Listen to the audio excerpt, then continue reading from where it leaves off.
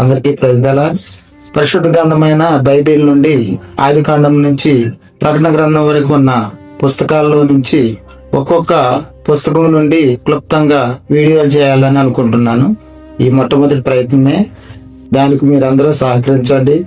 నా వీడియోని లైక్ చేయండి, షేర్ చేయండి, నా ఛానల్ సబ్స్క్రైబ్ చేయండి. పెట్టే వీడియోల్లో ఏమన్నా సూచనలు సలహాలు ఉంటే కామెంట్ రూపంలో నాకు తెలియపరచండి. మొట్టమొదటి పుస్తకమైన ఆది కాండంలోని ఈ విషయం ఎలా ప్రారంభమైంది, మన జీవితం వెనుక ఉన్న అసలైన కథ ఏమిటి, ఈ ప్రశ్నలకు సమాధానం చెప్పే గొప్ప గ్రంథమే ఆది కాండం.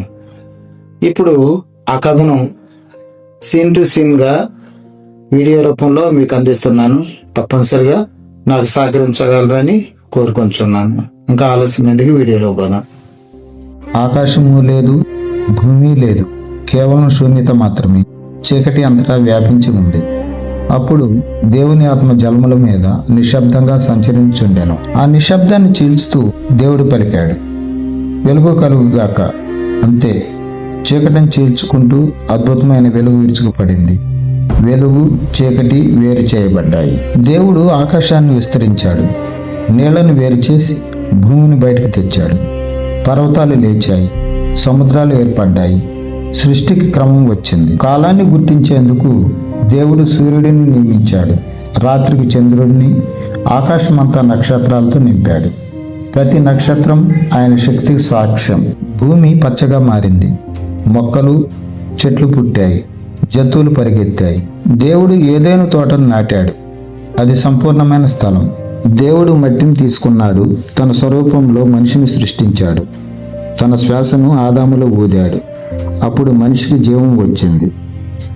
ఆదాముకు తోడుగా హవ్వను సృష్టించాడు. వారు దేవునితో కలిసి శాంతిగా జీవించారు. కానీ సర్పం మాటలు వారిని మోసం చేశాయి. దేవుని ఆజ్ఞను వారు అతిక్రమించారు. ఆ క్షణంలో పాపం ఈ లోకంలోకి వచ్చింది. నిర్దోషితనం పోయింది. పాపం కారణంగా వారు ఏదోను తోటను విడిచిపెట్టాల్సి వచ్చింది. అక్కడ ఒక దేవదూత అగ్ని కటకంతో నిలబడ్డాడు.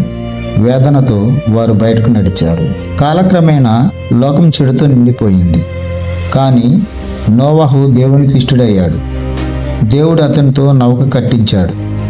వర్షం పడింది, వరద వచ్చింది, కానీ జీవితం రక్షించబడింది. వరద ఆగిన తర్వాత దేవుడు వాగ్దానం చేశాడు. ఆకాశంలో ఇంద్రధనుస్సు కనిపించింది. ఇది దేవుని కృపకు గుర్తు. ఆయన విశ్వసనీయుడు. దేవుడు అబ్రహామును పిలిచాడు. నీ ద్వారా సమస్త జనములు ఆశీర్వదించబడుదురు. ఆకాశంలో నక్షత్రాల్లా నీ సంతానం ఉంటుందని వాగ్దానం చేశాడు. ఆదికాండము మనకి ఈ విధంగా చెబుతుంది. దేవుడు సృష్టికర్త మాత్రమే కాదు, విమోచనకర్త కూడా. ఈ గొప్ప కథ ఇక్కడితో ముగియదు, ఇక్కడే మొదలవుతుంది.